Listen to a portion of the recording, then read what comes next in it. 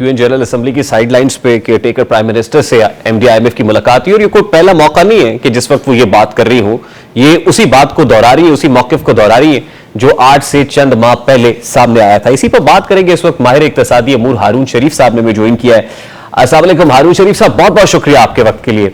Sir, Christina Georgieva क्या कह रही है आपने सुना होगा और आज से पहले भी वो तकरीबन इसी तरह का स्टेटमेंट दे चुकी हैं।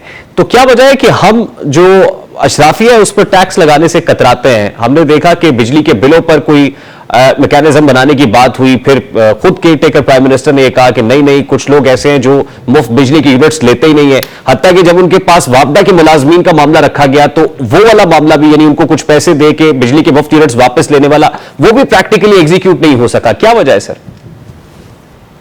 जी, इस पे दो चीजें हैं। एक तो क्रिस्टीना बिल्कुल ठीक कह रही है, मेरी फॉर्मल कॉलीग भी है वर्ल्ड बैंक की और मैं बहुत सालों से उनकी थिंकिंग को समझता हूं। देखिए, मसला इस वक्त ये है कि आईएमएफ हमें ये कह रहा है कि आपका ऑलरेडी बजट का खसारा बड़ा है, या तो आप मजीद इशराफिया पे टैक्स लगाएं और उसको रीडिस्ट्रीब्यूट करें जो लोग मुस्तहिक हैं, जो पिस रहे हैं, जिनके ऊपर मनफी असरात पड़ रहे हैं उनकी लाइफस्टाइल पे, या आप अपने अखराजात को कम कर लीजिए। अनफॉर्चुनेटली हुकूमत दोनों काम नहीं कर रही। ये जो एक इंटरिम गवर्नमेंट है जिसपे मुझे थोड़ा तज्जुब है, कम से कम अखराजात में कमी, पर्क्स एंड प्रिविलेजेस में कमी के ऊपर तो उनको पॉपुलिस्ट बल्कि सपोर्ट भी मिलती, लेकिन ना वो उन्होंने उस साइड पे किया है। वो सिर्फ ये कह रहे हैं कि जी हम आईएमएफ के कहने की वजह से रिलीफ नहीं दे पा रहे। इसकी वजह मुझे दो समझ आती है। एक तो इसकी वजह यह समझ आती है कि जो पूरी हमारी एक ऊपर मशीनरी है वो एक ब्यूरोक्रेसी और पॉलिटिक्स और पावरफुल बिजनेसमैन का एक नेक्सस है जो एक्सट्रैक्टिव है। जैसे पोस्ट कॉलोनियल इसको हम कहते हैं कि आप कुछ लोगों से चीजें लिए जाएं और उनको रीडिस्ट्रीब्यूट ना करें। अब उसको तोड़ने के लिए एक तो समझ भी चाहिए, बट ऐसे लोग चाहिए जो उस नेक्सस का या उस इशराफिया का हिस्सा ना हो।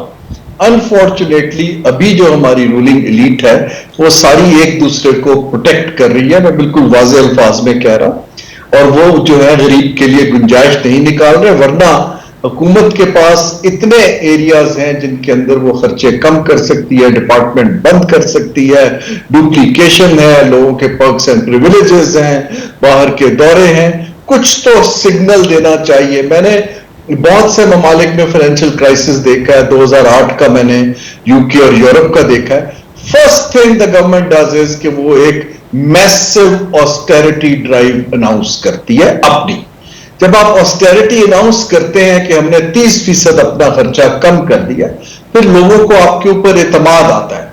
अगर लोग ये देखें कि आप अपने ना लाइफस्टाइल चेंज कर रहे हैं, ना खर्चे कम कर रहे हैं, ना इशराफिया टैक्स दे रही है, उसी तरह प्रोटेक्शन मिल रही है कुछ इंडस्ट्रीज को, तो लोग क्यों हुकूमत के साथ खड़े होंगे? अगर हमने आगे बढ़ना है तो हमें सबको साथ लेके चलना पड़ेगा इवेंचुअली। अच्छा हारून साहब, ये कोई पॉलिटिकल विल का मामला है कि विल नहीं है, यानी करना चाहते हैं या करना चाहते नहीं है, या फिर यह कि ये करना तो चाहते हैं लेकिन करने दिया जाता नहीं है? क्योंकि मुझे पॉलिटिकल हिस्ट्री के अंदर एक ऐसा प्राइम मिनिस्टर भी याद आता है जिसका नाम मोहम्मद खान जुनेजो है, और जिन्होंने बहुत सारे ऐसे प्रेसिडेंट सेट किए थे जिसके बाद उन्हें बहुत ज्यादा जो है वो रिएक्शन का सामना करना पड़ा था। Ultimately he had to go back. तो क्या यही वजह है कि जो ब्यूरोक्रेटिक सेटअप है वो ये होने नहीं देना चाहता है? मैं चाहता हूं इस जवाब से पहले मैं आपके सामने एक शॉट रखूं। वो शॉट है केयर टेकर इंटीरियर मिनिस्टर का, यानी स्मगलिंग के खिलाफ इस वक्त एक कोएर्सिव फोर्स इस्तेमाल की जा रही है, लेकिन interior minister of the country ये कह रहा है कि आपको पता है हम इसको बंद नहीं कर सकते क्योंकि टॉप 8 जो लोग हैं ऊपर बैठे हुए हैं वो बड़े बेनिफिशियरी हैं। How do you see this? जी देखिए, इस वक्त अनफॉर्चुनेटली मेरिट के ऊपर कहीं काम नहीं हो रहा है।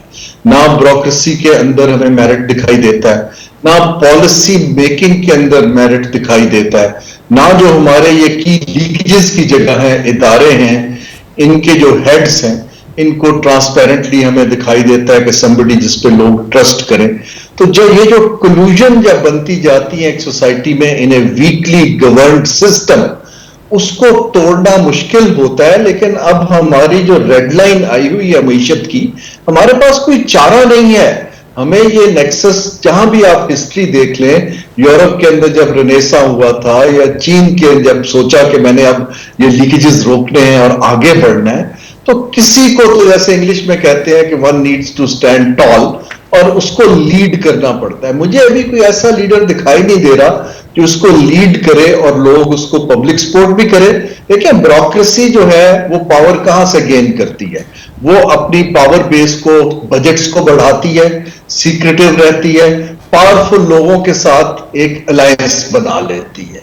सियासतदानों को वो अलायंस तोड़ने के लिए एक तो समझ भी लानी पड़ती है। ये पॉलिटिकल विल का कोई सच ये नहीं होता कि मेरा नियत खराब है। आपको इसको बड़े टैक्टफुली तरीके से समझ के और उसको पॉलिसी से तोड़ना पड़ता है। अच्छा हारून साहब लास्टली कथा कलामी के लिए माजरत, we are taxing the poor more and more, हम यही देख रहे हैं, लेकिन एक आम आदमी कॉमनर ये सवाल कर रहा है कि ये सिलसिला कहां जाके रुकेगा? मतलब पेट्रोल की कीमतें बढ़ रही हैं, शुतर बेबहार है, बढ़ता चला जा रहा है, उसके साथ साथ जो पेरिशेबल आइटम्स हैं उनकी कीमतें बढ़ रही हैं, बढ़ती चली जाएंगी, और एशियन डेवलपमेंट बैंक की रिपोर्ट हमने कल सामने रखी, उसके मुताबिक भी अभी तो इतनी घुटन बढ़ेगी कि सांस लेना मुहाल होगा। What is end to it? क्या इसका कोई सिरा नजर आ रहा है आपको? जी, इन ए वे ये पाकिस्तान के लिए अच्छा है। देखिए ना, अभी तो ये है कि जो आपकी मिडिल सफेद पोश तबका और जो गरीब तबका है, उनका तो लाइफ स्टाइल बदल चुका है, क्योंकि ना वो कॉलेज की फीस दे पा रहे हैं, ना वो बसों के किराए दे पा रहे हैं, जॉब लॉसेस उसके अलावा है, तो वो तो इस वक्त अपनी लाइफ को मजीद श्रिंक कर रहे हैं कि जैसे भी गुजारा कर लें। अब सवाल ये पैदा होता है कि ये अशराफिया को कब हिट करेगा। अब ये चीज आप, ये जो हमारी मईशत है 1.कुछ% के ऊपर ग्रोथ, उसके ऊपर हम उसके ऊपर अपने जो अखराजात हैं हुकूमत चलाने के या सब्सिडीज के या प्रोटेक्शन के, अब हम उसको सस्टेन नहीं कर पाएंगे। अभी हम एसेट बेचने की कोशिश कर रहे हैं, लेकिन इवेंचुअली जितनी जल्दी हम ये समझ जाएं उतना अच्छा है, वरना फिर आपके पास बार्गेनिंग की position this is very unfortunate side sir. I have to take a very quick short break sir. बहुत बहुत शुक्रिया हारून शरीफ साहब।